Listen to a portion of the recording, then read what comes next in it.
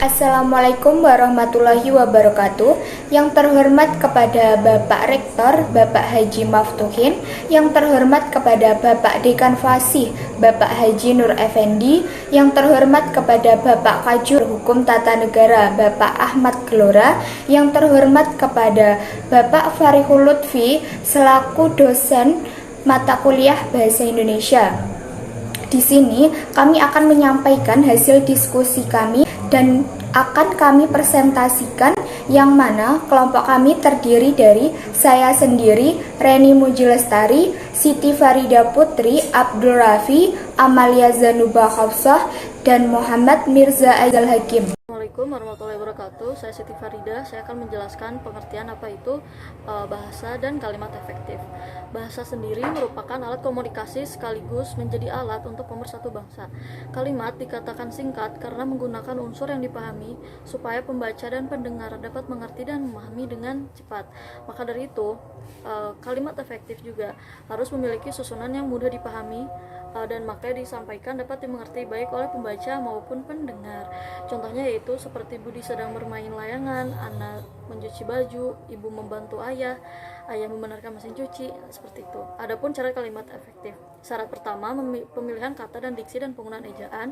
Yang kedua, memiliki struktur dan ciri kalimat yang efektif. Ciri-ciri kalimat efektif. Yang pertama ada kesepadanan struktur. Kesepadanan merupakan keseimbangan antara pikiran atau gagasan dan struktur bahasa yang dipakai. Kesepadanan kalimat memiliki beberapa ciri. Yang pertama, fungsi unsur subjek dan predikat kalimatnya harus jelas. Seperti contohnya, untuk mendapatkan data yang valid, para peneliti harus ke lapangan. Pembenahannya, untuk mendapatkan data yang valid, para peneliti harus pergi ke lapangan. Jadi terdapat imbuhan kata pergi. Lalu yang kedua, tidak terdapat subjek ganda. Seperti contohnya, saat itu saya kurang jelas. Pembenahannya, saat itu bagi saya kurang jelas. Jadi ditambahi dengan imbuhan kata bagi. Lalu yang ketiga, kata penghubung digunakan secara tepat. Seperti contohnya, kami datang terlambat sehingga kami tidak dapat mengikuti perkuliahan. Pembenahannya, kami datang terlambat, oleh karena itu kami tidak dapat mengikuti perkuliahan.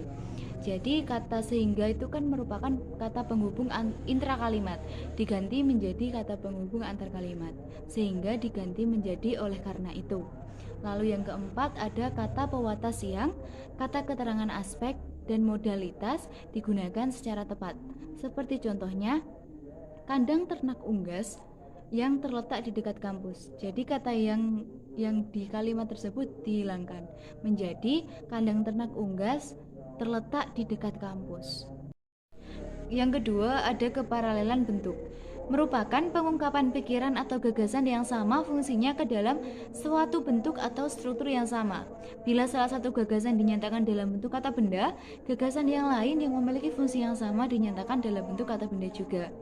Kesejajaran antara gagasan dan bentuk bahasa yang dipakai dapat mempermudah pembaca untuk memahami makna kalimat. Seperti contohnya, tahap akhir penelitian ini adalah penyusunan laporan dan menyerahkan hasil penelitian. Jadi di dalam kalimat penyusunan laporan dan menyerahkan hasil penelitian tidak mengungkapkan pikiran atau tidak mengungkapkan gagasan yang sama fungsinya ke dalam suatu bentuk struktur yang sama. Jadi dalam pembenahannya, tahap akhir penelitian ini adalah menyusun laporan dan menyerahkan hasil penelitian. Yang ketiga ada ketegasan makna, merupakan penekanan suatu perlakuan penonjolan pada ide pokok kalimat. Ada berbagai cara untuk membentuk penekanan dalam kalimat.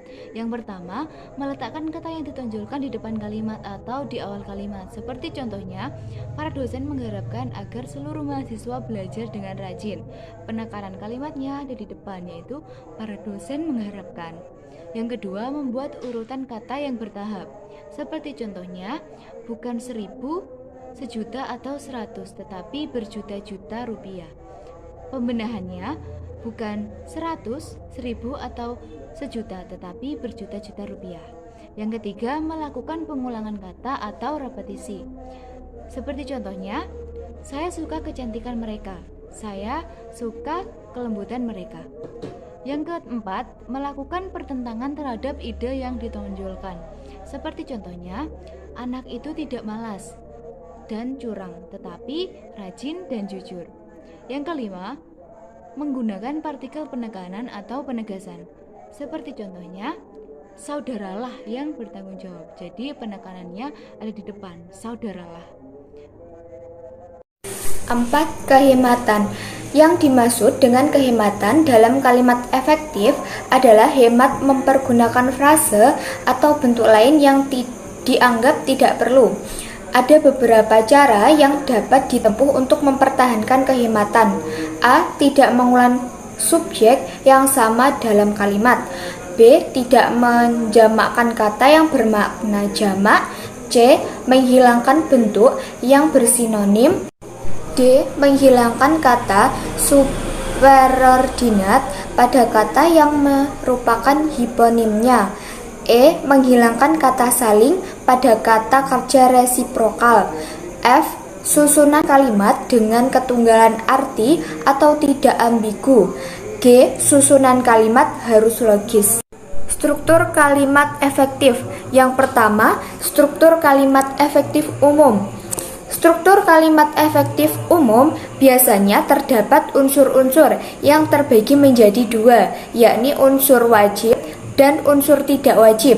Unsur wajib sebagai syarat kalimat efektif adalah subjek dan predikat, sedangkan unsur tidak wajib adalah unsur yang boleh disertakan atau tidak disertakan, termasuk kata kerja bantu, keterangan, dan pelengkap. Contoh struktur kalimat efektif umum: ibu sedang memasak SP, ibu sedang memasak sayur di dapur SPOK.